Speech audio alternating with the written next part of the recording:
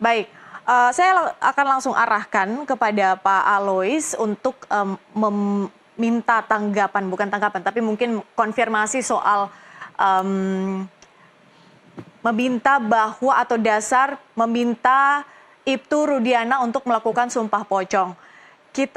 Tadi saya sudah sampaikan di awal, ini ada beberapa alasan kenapa kemudian diminta Ibtu Rudiana untuk melakukan sumpah pocong, tapi saya ingin minta dasarnya dulu. Sebetulnya kenapa kemudian dari kuasa hukum Saka Tatal meminta Ibtu Rudiana ini untuk melakukan sumpah pocong ini, Pak Aloy? Kenapa tidak dengan cara lain?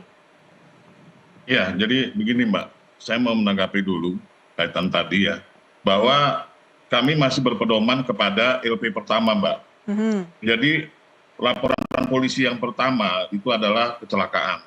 Di mana dalam laporan itu juga ada hasil otopsi, hasil visum yang menyatakan bahwa kesimpulannya adalah kecelakaan tunggal. Dan atas LP ini sampai hari ini masih hidup Pak. Makanya kami tim kuasa hukum bertanya berkaitan dengan apa dasar dari Pak Rudiana membuat LP atau membuat laporan polisi di Polres Kota, sedangkan kalau dilihat dari tempat diketemukannya korban itu kan adanya di kabupaten. Dalam hal ini di bawah Polsek Sumber pada saat itu.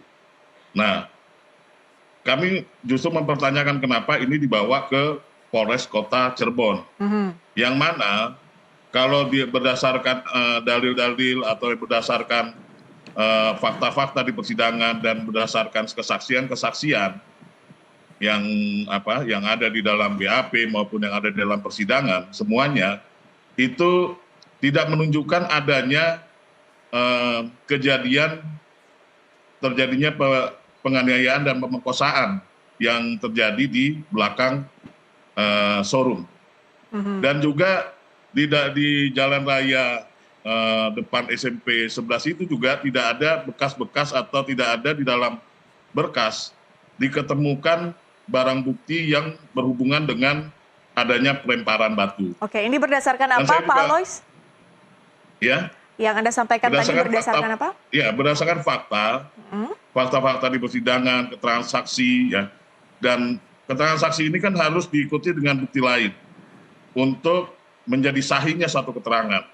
Seperti halnya kalau dilakukan pemukulan menggunakan bambu yang menyebabkan kepala retak dan pecah, terus menimbulkan darah. Setidak-tidaknya ada tetesan darah di lokasi kejadian.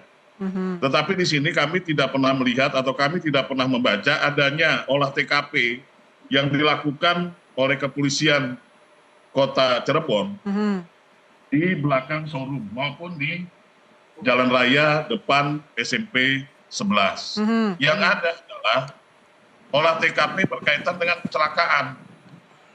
Makanya seperti Bu Titin sampaikan juga berulang-ulang kali bahwa saksi dari kepolisian yang melakukan olah TKP pada saat diketemukannya korban, ternyata sketsa yang ada di dalam berkas itu bukan sketsa yang dibuat oleh mereka. Oke. Makanya mereka juga bingung gitu. Mereka bingung sketsa ini datangnya dari mana gitu. Nah itu yang pertama. Sambil itu juga saya juga mempertanyakan kepada Bu Ersa berkaitan dengan visum et repertum yang Ibu bilang tadi.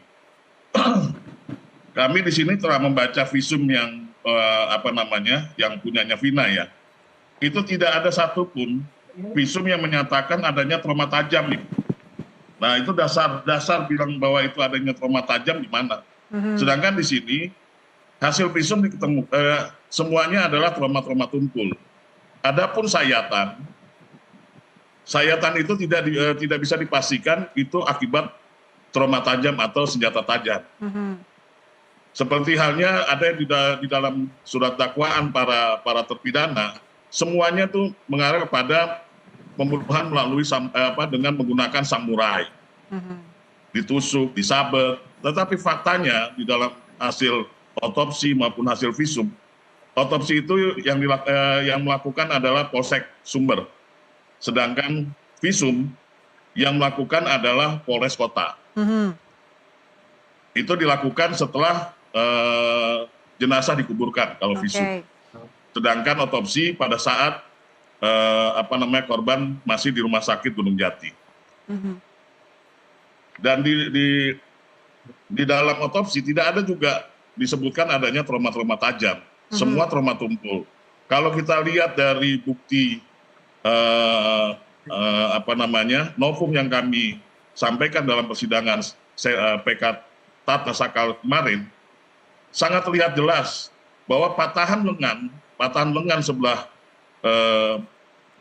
kanan dari korban Eki itu bukan akibat karena adanya pemukulan, tapi karena adanya benturan dengan benda tumpul, yang mana itu bisa terlihat tidak ada bercak merah atau bekas-bekas tanda, apalagi kalau itu dipukul dengan menggunakan yang namanya bambu atau apalah gitu, dan itu tidak terlihat di situ. Makanya kami tim kuasa hukum Saka menyimpulkan bahwa penyebab kematian itu mengacu kepada hasil laporan polisi pertama di Polsek Sumber. Baik, Pak Alois, apakah tim hukum dari Saka Tatal juga meyakini bahwa kasus pembunuhan atau cerita pembunuhan Vina dan juga Eki di tahun 2016 ini, apakah itu direkayasa? Punya pandangan seperti itu atau punya pandangan yang lain?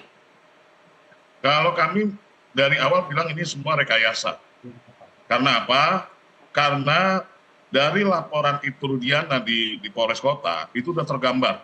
Dia menjelaskan secara rinci peran masing-masing orang. Kalau dia benar dia melakukan pengamanan, terus habis itu beberapa menit kemudian langsung melakukan pelaporan, dia hanya menyatakan bahwa terjadi pembunuhan yang dilakukan oleh yang bersangkutan. Berkaitan kronologis apa segala macam, dia tidak bisa menceritakan itu. Biarlah kepolisian atau penyidik yang menggalinya. Tetapi di sini di dalam BAP-nya Rudiana itu terurai siapa melakukan apa, siapa yang membawa apa, siapa yang naik apa gitu.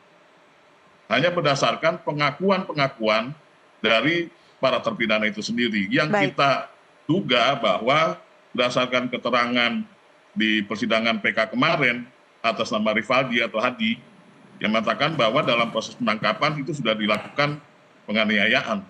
Dan itu termasuk jadi salah satu dasar kenapa sumpah pocong itu diminta? Iya. Baik.